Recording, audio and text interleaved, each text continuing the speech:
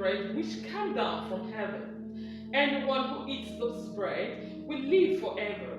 And the bread that I shall give is my flesh for the life of the world. Today, the Holy Mother Church presents us with the marvelous celebration of the solemnity of the body and blood of Jesus Christ. This solemnity of the body and blood of Jesus Christ is also known as Corpus Christi.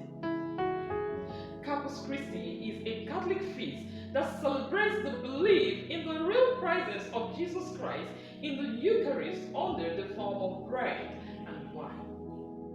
This feast reminds us of Christ's ultimate sacrifice for humanity on the cross by giving his body and blood for the salvation of the world and his continuous presence in the Eucharist. The readings chosen for the solemnity of the body and blood of Christ testify to the significance of this feast.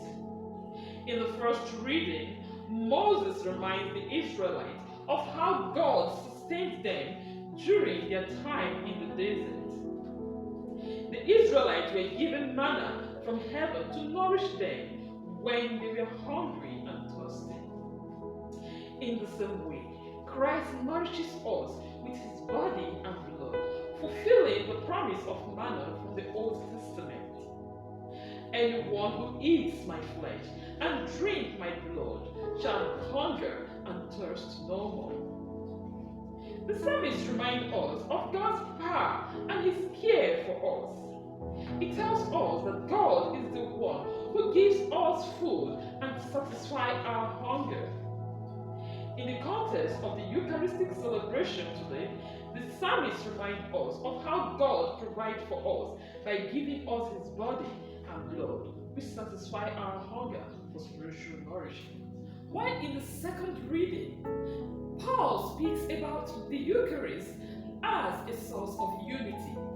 He says that when we eat the bread and drink the cup, we become one with Christ and with each other. This unity is a reminder of the love that Christ has for us. In this way, the Eucharist not only nourishes us, but also unites us as one community. Finally, in the Gospel of John, Jesus himself speaks about the Eucharist. He says that his flesh is true food and his blood is true drink. This passage is a reminder of the real presence of Christ in the Eucharist. Through this feast, we are able to share in Christ's suffering on the cross and receive his presence in a tangible way.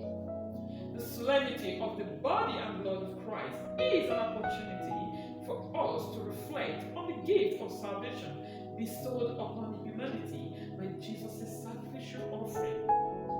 It is a time for introspection and contemplation of the role of the Eucharist in one's faith journey and the benefit of partaking in communion regularly. The body and blood of Christ nourishes our soul, prepares and preserves it for eternity. The Eucharist does not only make the mind or soul fit to dwell in healthy body, but also makes it worthy or fit to appear before its Lord and God. Pope Francis, in his homily on the solemnity of the body and blood of Christ in the year 2021, said, "In the Eucharist we contemplate and worship the God of love, the Lord who breaks no one, yet allows himself to be broken, the Lord who does not demand sacrifices, but sacrifices himself, the Lord who asks nothing, but gives everything." In celebrating and experiencing the Eucharist, we too are called to share in this love. For we cannot break bread on Sunday if our hearts are close to our brothers and sisters.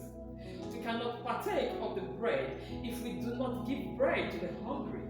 We cannot share that bread unless we share the suffering of our brothers and sisters in need. In the end, and the end of our solemn Eucharistic liturgies as well, only love will remain. Even now, our Eucharistic celebrations are transforming the world to the extent that we are allowing ourselves to be transformed to become bread broken for others.